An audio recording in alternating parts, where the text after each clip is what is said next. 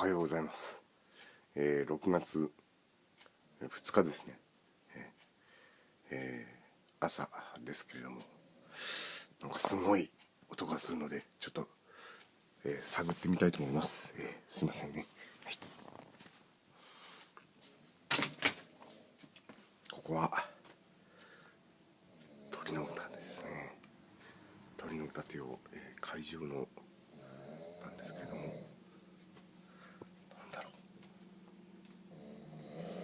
すごい音がします。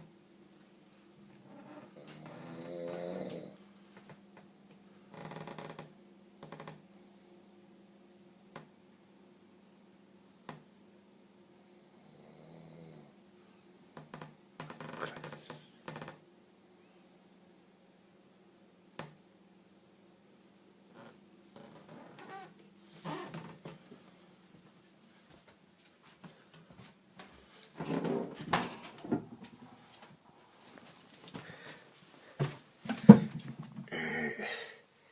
いびきの主は森公平だったようです。